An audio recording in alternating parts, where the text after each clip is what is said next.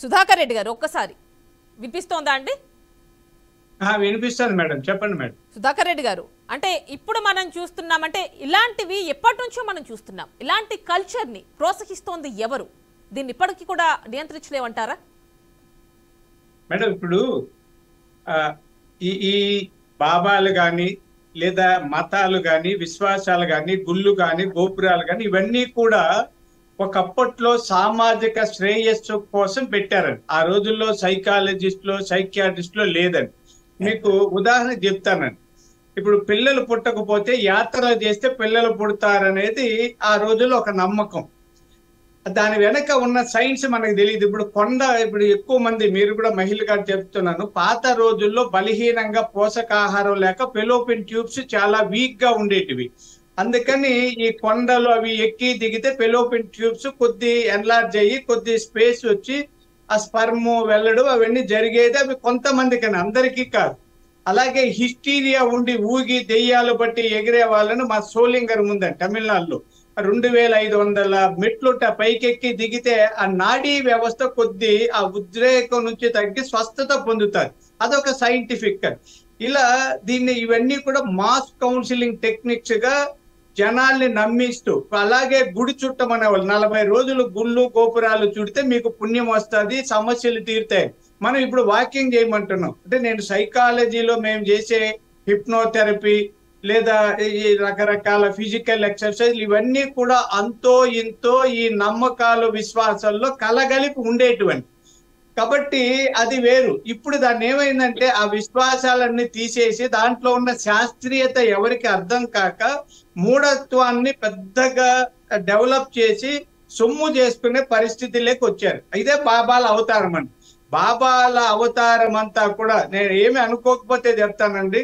ఏ బాబానన్నా తీసుకోండి, వాళ్ళ దగ్గర సైకోమెట్రిక్ టెస్ట్లు చేయండి, ఖచ్చితంగా అతనిలో సైకలాజికల్ డిజార్డర్స్ ఉంటారు. ఛాలెంజ్, నేను ఏ బాబానన్నా తీసుకురండి, నేను అథారిటీ కలిగిన సైకాలజిస్ట్ ఒక క్లినికల్ సైకాలజిస్ట్ పక్కన పెట్టుకుని పరీక్షలు చేసి అతనిలో ఉన్న లోపాలు చెప్తా. ఎక్కువగా ఏమనుకోకండి, ఇది ఎందుకు చెప్తానంటే ఎక్కువ బాబాల్లో సైకోసెక్సువల్ ప్రాబ్లమ్స్ ఉంటాయండి. ఎక్కువ మంది ఎవరైనా తీసుకురండి, ఏదో మన కర్మ కాకపోతే వాడొక మూర్ఖుణ్ణి పనికి మాలిన వాడిని దేవుడో లేదో ఇంకోటి చెప్పి ఆరాధించే మూర్ఖత్వం. ఇక్కడ దాకా మూర్తి గారు వీళ్ళంతా కూడా చెప్పారు.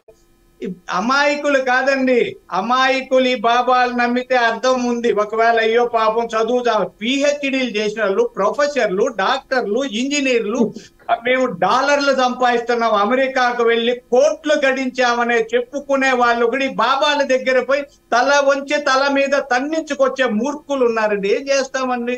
నేను కూడా బాధపడుతుంటాను సైకాలజిస్ట్ గా. అయితే సమాజంలో ఏదైనా మాట్లాడితే విమర్శలండి.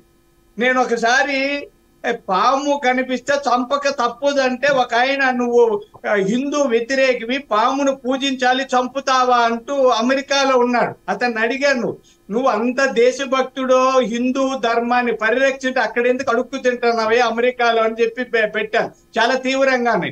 నీకు హిందూ ధర్మం గొప్పదైతే అమెరికాలో ఎందుకు అడుక్కు తింటున్నావని అడిగానండి సీరియస్ గా.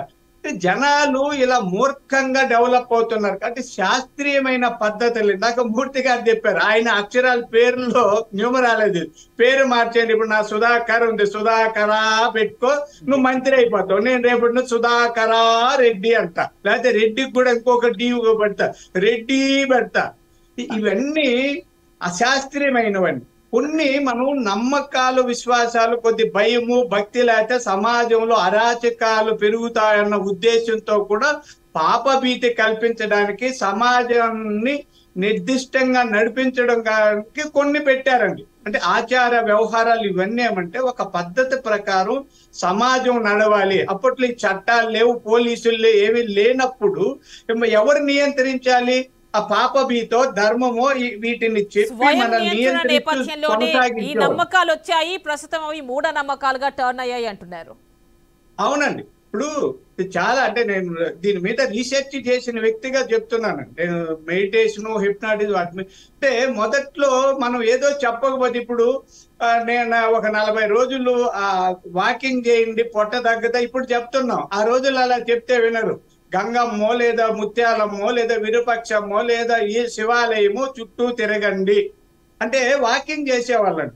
ఈ మెట్లెక్కి దిగడం కూడా ఒక ఎక్సర్సైజ్. అంటే ఎక్సర్సైజులు ఇవన్నీ కూడా డాక్టర్లు వీళ్ళు సూచించేది. ఇప్పుడు షుగర్ తగ్గాలి, బీపీ తగ్గాలి, వీటన్నిటికి కూడా మనం యోగా, మెడిటేషన్, థెరపీలన్నీ చేస్తున్నాం. ఈ థెరపీలన్నీ ఈ భక్తిలో కలగలిపి దాన్ని గుళ్ళు గోపురాల పేరుతో చెప్తూ వచ్చారు. ఆ రోజుల్లో వాళ్ళకి తెలియదండి. వాళ్ళేమి ఇప్పుడున్నంత టెక్నాలజీ లేదు, లేదా శాస్త్రం అభివృద్ధి కాని రోజుల్లో నమ్మకాలని సమాజ శ్రేయస్సు కోరి పొందుపరిచారు. అవి ఇప్పుడు విశృంఖలంగా విపరీతంగా మారిపోయి ఇట్లాంటి దోపిడీ బాబాలకి ఒక ఆయుధంగా పెట్టుబడిగా మారాయి. కొంతమంది రాజకీయ నాయకులు కూడా వాళ్ళు వెనకేసుకొచ్చి వాళ్ళు సంపాదించిన వాళ్ళ దగ్గర చందాలు తీసుకొని వాళ్ళు రక్షించే స్థితిలో ఉన్నారు. పోలీస్ ఆఫీసర్లు, ఐఏఎస్లు కూడా వాళ్ళ కాళ్ళు మొక్కే దుస్థితి భారతదేశంలో కనిపిస్తోంది. దీని మీద ఇందాక మన వాళ్ళు చెప్పినట్టు అవగాహన పెంచాల్సిన అవసరం ఉందని, చాలా అవగాహన పెంచాలి సమాజం. చెప్తే కూడా వినడం లేదని నేను నవ్వుతుంటాను. ఏమనుకో, జోక్ కాకపోతే నేను అంటుంటాను, ఏదో వాస్తు నిపుణులు వచ్చి పిల్లలు పుట్టకపోతే మంచం నైరుతిలో వేయమంటారు. మంచం నైరుతిలో వేస్తే పిల్లలు పుట్టరు, మంచాన్ని వాడుకుంటే పిల్లలు పుడతారు, కాబట్టి సమరం దగ్గరికి వెళ్ళండి జోక్ గా చెప్తుంటారు. అంటే మన లోపాన్ని శాస్త్రీయంగా సరిదిద్దుకోకుండా మూఢనమ్మకాల మీద ఆధారపడితే సమాజానికి చాలా నష్టం కలుగుతుంది. ప్రభుత్వం, స్వచ్ఛంద సంస్థలు అందరూ కూడా సమాజంలో ప్రజల్లో అవగాహన పెంపొందించాలి. ఇలా మూఢ విశ్వాసాలను ప్రోదిగొల్పి వ్యాపారం చేసే దొంగ బాబాలని కరెక్ట్ గా అరెస్ట్ చేయాలి. ఇక్కడ ఈ కేసులోని అక్కడ పోలీసుల మీద చర్య తీసుకోవాలి, ఆ రెవెన్యూ అధికారుల మీద, అందరి మీద ఎవరెవరు బాధ్యులో, ఎవరు పర్మిషన్ ఇచ్చారో అందరి మీద కట్టుదిట్టమైన చర్యలు తీసుకొని ఒక రోజన్న అరెస్ట్ చేసి ఆ తర్వాత రిమాండ్ పంపితే బెయిల్ తెచ్చుకుంటారా, కేసులు ఏమవుతాయి, భయం ఉంటుంది. ఇప్పుడు బాబాలను భయపెట్టాల్సిన రోజులు వచ్చాయి. జనాన్ని భయపెట్టడానికి నమ్మకాలు ఎలాగైతే కల్పించామో ఈ బాబాలు, అరాచక శక్తులు, దోపిడీదారులు, ప్రలోభకారుల్ని భయపెట్టడం కోసం చట్టాలను వాడుకోకపోతే సమాజంలో మరిన్ని దారుణాలు జరుగుతాయి. ఓకేనండి. లక్ష్మణ్ గారు అంటే ఇంత పెద్ద ఎత్తున, అంటే సుమారుగా అఫీషియల్ నంబర్ మాత్రమే 124 మంది చనిపోయారండి. 200 మంది తొక్కిస్లాట్లో గాయపడ్డారు, అపస్మారక స్థితిలోకి వెళ్ళిపోయారు. మరి ఇలాంటి దారుణాలు జరుగుతూ ఉంటే గవర్నమెంట్ చూస్తూ ఊరుకుంటుందంటారా? ఎలాంటి చర్యలు తీసుకోవాలి, ఎలాంటివి తీసుకుంటున్నారు? ఎందుకంటే FIR లో కూడా బోలేబాబా పేరు కూడా లేదు. చూడమ్మా, ఏదైనా పెద్ద కార్యక్రమాలు జరిగినప్పుడు బాధ్యత ప్రభుత్వాందే. ప్రభుత్వం చర్యలు తీసుకోలేనప్పుడు సంబంధిత అధికారుల మీద ముందు కఠిన చర్యలు తీసుకుంటే ఇంకొకసారి అలా జరగకుండా మిగతా అధికారులు ఇప్పుడు ఘటన జరిగిన తర్వాత తీసుకోమంటున్నారు, ముందు ఎలాంటి ఉండాలి? ప్రివెంటివ్ మెజర్స్ తీసుకోవాలి. అక్కడ ఫెయిల్ అయిపోయారు కదా, ఫెయిల్ అయ్యారు, దాంట్లో డౌట్ పడ. మనము ప్రివెంటివ్ మెజర్ తీసుకుంటే ఆ సంఘటన జరిగేదే కాదు కదా. పోలీసులు అంతమంది వస్తున్నప్పుడు బ్యారికేడ్లు పెట్టి అన్ని కట్టేసి ప్యాకెట్లకు అందరిని విడగొట్టి కూర్చోపెట్టి నిలబెడితే ఎవరన్నా అక్కడ ఒకవేళ ధూళి తీసుకోని చెప్పినా కూడా లైన్లో పంపించేటువంటి వ్యవస్థ ఉండాలి. అలా కాకుండా ఆయన ఏదో నా ధూళి తీసుకోండి అని లేచి వెళ్ళిపోతే పోయి మీద పడతారు కదా. ఇప్పుడు ఒక బస్సు వస్తే లైన్లో నిలబడి, మనం అదే కనుక ఇతర కంట్రీస్ లోకి పోయినప్పుడు లైన్లో నిలబడి ట్రైన్ వచ్చినా బస్సు వచ్చినా వరుసగా లోపలికి వెళ్ళి కూర్చుంటారు. మన దగ్గర అట కాదు కదా, బస్సు వచ్చిందో లేదో చూడండి, బస్ స్టాండ్ మొత్తం పోయి మీద పడిపోతారు బస్ మీద. దీనికి బాధ్యులు ఎవరు అంటే ఏం చెప్పాలా? అక్కడ ఉన్నటువంటి ఆర్టీసీ అధికారులు, ఆర్టీసీ విభాగంలో పోలీసు వ్యవస్థ కూడా ఉంది. వాళ్ళు ఆ లైన్ లో పెడతాము, బస్ వస్తే ఎక్కిద్దాము అనేటువంటి ప్రయత్నాలు చేస్తారా? చేయరు. పైన కూర్చుంటారు, బస్ స్టాండ్ల పైన ఏసీల్లో కూర్చొని ఎంజాయ్ చేస్తూ ఉంటారు. అలాగే అంటే మొత్తం వ్యవస్థ అలా తయారైపోయింది. ఆ వ్యవస్థను మార్చాలి. మార్చకపోతే ఇంకా పరిణామాలు జరుగుతాయి. ఇప్పుడు అంతమంది చనిపోయారు, మరి ఆ కుటుంబాలకి ఎంత నిజంగా బాధేస్తుంది కదా. చిన్నపిల్లలు, మహిళలు, ఎంతో భవిష్యత్తు ఉన్నటువంటి పిల్లలు చనిపోతే పిల్లలు మక్కలే ఇందులో ఎక్కువగా ఉన్నారంటున్నారండి. ఆ పరిస్థితి ఏంటి మరి? ఎంత దారుణమైనటువంటి సంఘటన అది. దానికి విచారం వ్యక్తం చేస్తేనో వాళ్ళకి ఆర్థిక సాయం చేస్తేనో సరిపోదమ్మా. అంటే ప్రాణాల్ని డబ్బుతో వెలకట్లేం కదండి. అదే నేను చెప్తున్నాను, సరిపోదు. అసలు ఆ మూలాలు ఏంటి, ఎందుకు నిర్లక్ష్యం జరిగింది, ఎవరు కారకులు? ఇప్పుడు మనం అనొచ్చు ప్రధానమంత్రి గారు దేశంలో ఆయన బాధ్యత వహించాలా, ముఖ్యమంత్రి బాధ్యత వహించాలా అనొచ్చు. అది సాధ్యం కాదు. అది ప్రతి మూలకి ప్రధాని వెళ్ళలేరు కదండి. ప్రతి మూలకి, దేశంలోని ప్రతి మూలకి ఎందుకు ఏర్పాటైంది? అన్ని ముఖ్యమంత్రి చూసుకుంటాడు, ఎక్కడన్నా అన్ని ప్రధానమంత్రి చూసుకుంటాడు. దేశంలో ఏమన్నా జరిగితే ఇప్పుడు మన పోయారు యాత్రకు, పాపము తీవ్రవాదులు వచ్చారు, బస్సు మీద దాడి చేశారు, చనిపోయారా లేదా? అది ప్రధానమంత్రి చూసుకుంటాడు. అక్కడ వెళ్ళి వ్యవస్థలు ఎందుకు పెట్టారు? దానికి వ్యవస్థ, ప్రతి విభాగానికి వ్యవస్థలు ఉన్నాయి కదా. వ్యవస్థలు ఉన్నప్పుడు వాళ్ళు అప్రమత్తమే ఉండాలి కదా. వాళ్ళు పనిచేయాలని లక్షల జీతాలు తీసుకుంటారు కదా. జీతాలు తీసుకున్నప్పుడు వాని బాధ్యత ఏందో తను ఎరగాలి కదా. ఇవి ఎన్ని చెప్పినా ప్రజల్లో ఉన్నటువంటి నమ్మకాలను అంత సులభంగా తీసేయలేము. ఖచ్చితంగా అది ఆ నమ్మకం అనేది పనిచేస్తుంది. ఆత్రత పడతారు, అక్కడ ఏదో జరిగిపోతుంది అంటే పరిగెత్తారు. ఇప్పుడు ఏదో వజ్రాలు దొరుకుతున్నాయంటే పోయి మొత్తం వర్షం వస్తానే కూడా పోయి మట్టి తవ్వి చూస్తున్నారా లేదా? మనం ఆపగలుగుతామా? ఆపలేము దాన్ని. కాకపోతే పరిరక్షణ చేయాల్సిన బాధ్యత ప్రభుత్వం, పర్యవేక్షణ తప్పనిసరి ఉండాలి. ఉండాలి. అక్కడ ఉన్నటువంటి అధికారులు ఏం చేశారు? ఇందాక సుధాకర్ గారు అన్నట్టు రెవెన్యూ అధికారులు ఏం చేశారు, కలెక్టర్ ఏం చేశాడు, ఇంటెలిజెన్స్ వ్యవస్థ ఏం చేసింది? మరి ఇంత జనం ఇక్కడ అందులో పోనీ ఎక్కడో మారుమూలన జరిగిందా? తెలియకుండా కాదు, హైవే పక్కన జరిగింది, తెలిసి జరిగింది, అది తెలియకుండా జరగలేదు కదా. ఇప్పుడు అనుకోని కార్యక్రమాలు జరిగాయి అనుకోండి, అనుకోకుండా జనాలు వచ్చేసారు, ఆ ప్రోగ్రామ్ జరిగేదే గవర్నమెంట్కి తెలియదు అంటే అది వేరే విషయం. బహిరంగంగా జరుగుతున్నది ఎక్కడ? హైవే పక్కన జరుగుతూ ఉంటే ఏమి చేస్తున్నట్టు వీళ్ళందరూ? వీటికి పర్మిషన్స్ ఉంటున్నాయా అండి? ప్రతి వారం, ప్రతి మంగళవారం నిర్వహిస్తారట, మరి పర్మిషన్స్ ఉంటున్నాయా వీటికి? మరి దానికి అంటే భక్తిపరంగా జరిగేటువంటి కార్యక్రమాలకు పోలీసులకు సమాచారం ఇవ్వాలి, ఇచ్చి ఉంటారేమో. కానీ అలా సమాచారం ఇచ్చినప్పుడు పోలీసు వ్యవస్థ వెంటనే సంబంధిత నిర్వాహకులను కలవాలి. ఏంటండి మీరు ఇది కార్యక్రమం చేస్తున్నారు, మీరు ఎంతమంది వస్తారని ఊహిస్తున్నారు, మీ ఎన్ని గంటల నుంచి ఎన్ని గంటల వరకు జరుగుతుంది, వచ్చిన జనాన్ని కూర్చోవడానికి ఎలా ఏర్పాటు చేశారు, ఇవన్నీ కూడా పరిశీలించాలి కదా. పరిశీలించి సజెషన్ చేయాలా. అవసరమైతే శాంతి భద్రతల పరీక్షణలో భాగంగా పోలీసు వ్యవస్థ కూడా కొంత డబ్బు ఖర్చు పెట్టి అరేంజ్మెంట్లు చేయాలి అక్కడ. అవన్నీ పట్టించుకోకుండా ఆయన బాబా గారు పిలిచారు, జనం మీద వచ్చేస్తారు పోతారు, మనకేంటి అని పట్టించుకోకుండా ఉంటారా? ఇప్పుడు బాధ్యులు ఎవరు మరి? ఇప్పుడు బాధ్యులు పోలీసు వ్యవస్థే కదా ప్రధానంగా. పోలీసు రెవెన్యూ రెండు, ఇద్దరికి బాధ్యత ఉంది కదా. ఇద్దరి మీద ఇప్పుడు చర్యలు తీసుకోక తప్పదు కదా. అలాగే రాష్ట్ర ముఖ్యమంత్రి కూడా తాను భక్తిభావంతో ఉన్నానని వేషం వేసుకుని తిరిగితే సరిపోదు. ఏం చేస్తున్నారు ఈ బాబాలు, అసలు వాళ్ళ విధానాలు ఏంటి తెలుసుకోవాలి. అవసరమైతే వాళ్ళని కలవాలి, వాళ్ళని కూడా ఎడ్యుకేట్ చేయాలి. ఏమయ్యా ఇలా ఎందుకు నువ్వు నా మట్టి పూసుకొని తీసుకెళ్తే కనుక పూసుకుంటానో ఇంట్లో వేస్తానో నీ బాధలు పోతాయని ఎందుకు చెప్తారని అడగాలి కదా. వాళ్ళు క్వశ్చన్ చేయాలి కదా. క్వశ్చన్ చేయరు, రాజకీయ నాయకుడు పోయి కాళ్ళ మీద పడుతుంటారు. ఓకేనండి, మూర్తి గారితో కూడా మాట్లాడదాం. మూర్తి గారితో కూడా మాట్లాడదాం. మూర్తి గారు అంటే మనం చూస్తూ ఉంటాం చాలా ఎక్కువగా క్రౌడెడ్ ప్లేసెస్లో ఖచ్చితంగా అంటే లైక్ ఏదైనా ఫైర్ యాక్సిడెంట్ జరుగుతుందేమోనని చెప్పి మనం ముందుగానే సేఫ్టీ మెషర్స్ ఎలా తీసుకుంటూ ఉంటారో అదేవిధంగా ఇంత ఎక్కువ మంది ఒక్క చోట చేరినప్పుడు మరి అప్పుడు ఒకవేళ ప్రమాదం జరిగితే, ఏమన్నా తొక్కిసలాట జరిగితే తీసుకోవాల్సిన సేఫ్టీ మెషర్స్ అక్కడ కంపల్సరీ కాదా అండి?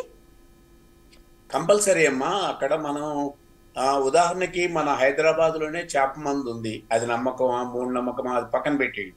మొదట్లో ఒక వ్యవస్థ లేదు, ఆ బ్రదర్సే పంచుతూ ఉండేవారు. తర్వాత ఇప్పుడు చక్కగా పలానా రోజు నుంచి పంచుతారు అని చెప్పి బ్యారికేడ్స్ కట్టి పోలీసులను పెట్టి చేస్తున్నారు. నీట్గా జరిగింది ఈ సంవత్సరం. అట్లా ఏర్పాట్లు చేసుకోవాలా. అంబులెన్సులు ఉండాలి, ఏదైనా ప్రమాదం జరిగితే వాళ్ళకి వెంటనే వైద్యం అందడానికి అంబులెన్సులు ఉండాలి. మీరన్నట్టు ఫైర్ జరగకుండా ఉండాలి. అసలు ముఖ్యంగా ఒక రాజకీయ పార్టీ బహిరంగ సభ పెడితే ఎంతమంది వస్తున్నారు, ఎవరెవరు వస్తున్నారు, ఎలాంటి రక్షణ ఇవ్వాలి అడిగే పోలీస్ వ్యవస్థ బాబా దగ్గరికి అనేక మంది వస్తున్నారు అన్నప్పుడు దాన్ని అంచనా వేసుకొని అక్కడ ప్రభుత్వం ఖచ్చితంగా దానికి కావాల్సిన ఏర్పాట్లు చేయాలి. నిర్వాహకుల మీద కేసు పెట్టేసి అంటే ఇక్కడ మూర్తి గారు పర్మిషన్ తీసుకున్నారండి, కానీ కేవలం 80,000 మంది కెపాసిటీకి మాత్రమే, అంటే 80,000 మందికి మాత్రమే తీసుకున్నారట. సో మరి అక్కడ వాళ్ళు వచ్చింది 2.5 లక్షల మంది అట. ఇప్పుడు ఎలా అలౌ చేస్తారు? ఏదైనా ఇప్పుడు నేను కల్చరల్ వింగ్ లో ఉన్నాను, మేము చెప్తాం 200 మంది వస్తారని, 400 మంది వస్తారు. అందుకని అది మినిమంగా ఒక ఎస్టిమేషన్ తో చెప్తాం 80,000 మంది అనేది. 80,000 మంది వస్తారంటే ఖచ్చితంగా దానికి రెట్టింపు వస్తారని ఏర్పాట్లు రెట్టింపు చేసుకోవాలా. ఎక్కువ మందిని చేసుకుంటే వచ్చే నష్టం లేదు కదా. 80,000 మంది 40,000 వచ్చారనుకోండి ఇంకా సంతోషం కదా. అందుకని సెక్యూరిటీ అన్నది మనం ఎక్కువగా పెంచుకోవాల్సిన అవసరం ఉంటుంది. అటువంటిది ఏది మెజర్మెంట్స్ లేకుండా దాని నిర్వాహకుల మీద ఇప్పుడు ఏం చెప్తోంది గవర్నమెంట్, అక్కడ ఇది బయట జరగలేదు, లోపల జరిగింది, బయట మేము కట్టుదిట్టంగా ఏర్పాట్లు చేశాము, లోపల చేయలేదు కాబట్టి ఇది నిర్వాహకులది. అంటే జరిగిన తప్పుని ఒకళ్ళ నుంచి ఒకళ్ళకి బదిలీ చేయడం అనేది ఇది కరెక్ట్ కాదు అనేది. ఎంతమంది మూర్తి గారు ఎంతమంది రావచ్చు, అక్కడ ఉన్నటువంటి కెపాసిటీకి సగం మాత్రమే వాళ్ళు అక్కడ మెన్షన్ చేస్తారు, అంతకంటే ఎక్కువ మంది రావచ్చు, రెట్టింపు రావచ్చు, ఓకే. కానీ లోపల ఏం జరుగుతుందో ఎవరికైనా అవగాహన ఉంటుందా అండి? ఎందుకంటే అక్కడ వీడియోగ్రాఫర్స్ కావచ్చు, ఫోటోగ్రాఫర్స్ కావచ్చు, ఎవరికి పర్మిషన్ లేదంట, ఎవరు వీడియోస్ కానీ ఫొటోస్ కానీ తీయకూడదు అని ఇన్ఫర్మేషన్ వస్తుంది. ఎంతవరకు కరెక్ట్ అంటారు? అలా దాన్ని మనం అంగీకరించకూడదమ్మా. అక్కడ ఉన్న రాజ్యము దాన్ని అంగీకరించకూడదు. ఎందుకనంటే అక్కడ ఎవరో ప్రైవేట్ వాళ్ళు రావటం లేదు, పబ్లిక్ వస్తున్నారు. పబ్లిక్ కి రెస్పాన్సిబిలిటీ, ప్రజలకు రెస్పాన్సిబిలిటీ ప్రభుత్వం. కట్టుదిట్టాలుగా ఉన్నాయా లేవా అని చెప్పి ముందు పరీక్ష చేయాలి. 80,000 మంది అంటే చిన్న విషయం కాదమ్మా. దానికి కావలసిన ఏర్పాట్లు లోపల ఉన్నాయా లేదా, లేకపోతే ఇందాక మిత్రులు చెప్పినట్టుగా పోలీసు వాళ్ళు బయట కూడా వాళ్ళకి కావాల్సిన అరేంజ్మెంట్స్ చేయాలి. అందుకని ఒక పబ్లిక్ తోటి కూడిన ఒక ప్రదర్శన అనండి, లేదా ఒక సమావేశం అనండి, ఇవి జరిగినప్పుడు ఖచ్చితంగా వాళ్ళు ఫోటోలు తీయొద్దన్నారా, తీయమన్నారా, వాటిల్లోకి వెళ్ళకూడదు. ప్రభుత్వం ఖచ్చితంగా నిఘా వ్యవస్థ అనేది ఉండాలి. బయట తెలుస్తుంది కదమ్మా, 80,000కి బదులు ఇంకా ఎక్కువ వస్తున్నారు అనేది వాళ్ళకి అర్థమవుతుంది కదా. ఫ్లోటింగ్ ఇందాక మిత్రులు చెప్పినట్టుగా మెయిన్ రోడ్ లోనే, అది ఎక్కడో హైవే పక్కనే ఉందంటున్నారండి. అట్లీస్ట్ హైవే పాట్రోలింగ్ టీమ్స్ కూడా ఉంటాయి కదా, వాళ్ళ దృష్టికి కూడా వెళ్ళదా ఇది? ప్రతి వారం నిర్వహిస్తారు అంటున్నారు. పైగా ఏమంటున్నారు అంటే ఇది మరి అసలు హైవే పక్కనే నిర్వహిస్తారు అంటున్నారు. ఇది మొదటిసారి కూడా కాదు, వారం వారం నిర్వహిస్తారు అంటున్నారు. మరి రెగ్యులర్ పోలీసులు అక్కడ లేకపోయినా అట్లీస్ట్ హైవే పాట్రోలింగ్ టీమ్స్ అయినా ఉంటాయిగా, వాటి దృష్టికి కూడా వెళ్ళట్లేదంటారా? ఎందుకు వెళ్ళదమ్మా? అదెంత ఏంటనంటే ఏదో జరిగిపోతుంది అనే నిర్లక్ష్యం దాని వెనకాల ప్రభుత్వం ఉంది, ఆ యంత్రాంగం ఉన్నది. ఆ దాన్ని వాళ్ళు ఇప్పుడు ఆయన నా పాదధూళ్ళు తీసుకోండి అని ఆయన ఒక గంటలో లేచి వెళ్ళిపోతే పొలోమని వాళ్ళందరూ పిల్లలు ఆడవాళ్ళమ్మా, మగవాళ్ళు కాదు. చనిపోయిన వాళ్ళల్లో పిల్లలు ఆడవాళ్ళు. అందుకని లోపలికి వెళ్తున్నప్పుడే ఎవరు వెళ్తున్నారు, ఏం వెళ్తున్నారు అనే నిఘా వ్యవస్థ ఉన్నది కదా. ఆ నిఘా వ్యవస్థ ఏం చేస్తున్నది? వాళ్ళు అన్నట్టు 80,000 మందే వస్తున్నారా, తక్కువ వస్తున్నారా, ఎక్కువ వస్తారా అనే అసెస్మెంట్ తెలీదమ్మా. ట్రాన్స్పోర్ట్ అక్కడ కనబడుతోంది కదా, ఎలా వస్తున్నారన్నది అర్థమవుతుంది కదా. అందుకని దీన్ని అర్థం చేసుకోవాల్సింది ఇది ప్రభుత్వ నిర్లక్ష్యము. రెండోది, అయిపోయిన దానికన్నా కూడా మన వీళ్ళని ఎడ్యుకేట్ చేయడం అనేది ఇంటి నుంచి ప్రారంభం కావాలా. ఇందాక నేను చెప్పినట్టుగా నువ్వు పాస్ అయితే తిరుపతి అనడం తప్పు కాదు, నువ్వు మొక్కపోతే ఫెయిల్ అయిపోతావు. చాలా తక్కువగా ఉంది, కన్క్లూడ్ చేద్దాం. ఇలాంటివి జరగకుండా ఎలాంటి చర్యలు తీసుకోవాలి అది మీ వాక్యాల్లో? విద్యాలయాల్లో జరగాలి. ప్రభుత్వం ఇప్పుడు మత్తు పదార్థాల వల్ల ఏం జరుగుతుంది అని చెప్పి వాళ్ళని ఎలా రీహాబిలిటేషన్ చేసుకోవాలని అంటున్నారు కదా. ఈ మానసికమైన, ఇందాక మిత్రులు చెప్పినట్టుగా ఇది సైకాలజీ ప్రాబ్లం అమ్మా. ఈ సైకాలజీ ప్రాబ్లం నుంచి మనుషుల్ని, ముఖ్యంగా పిల్లల్ని, ఆడపిల్లల్ని ఎట్లా బయటేయాలి, వాటికి కూడా సెంటర్స్ ఏర్పాటు చేయాలి. మూఢత్వాన్ని పెంచద్దు, మూర్ఖత్వాన్ని పెంచద్దు. దీన్ని ఒక మేరకు భక్తికి పరిమితమై, ఒక దైవం ఉంది అది మనల్ని చూసుకుంటుంది అన్నంత వరకే దీన్ని ఉంచాలి తప్ప ఆ ఎడ్యుకేషన్ అనేది విద్యాలయాల్లో జరగాలి, బయట సమాజంలో కూడా జరగాలి. ఓకేనండి, ఇలాంటివి జరిగేదానికి ముందు కొంత ఎలర్ట్ గా ముందే చెప్పాలి, మీరు ఓకేనండి. వెళ్తున్నారు జాగ్రత్తలు తీసుకోండి అని చెప్పాలి. థ్యాంక్ యూ అండి. థ్యాంక్ యూ మూర్తి గారు, లక్ష్మణ్ గారు, గయానంద్ గారు. Thank you so much. And Sudhakar Reddy గారు, thank you so much for joining.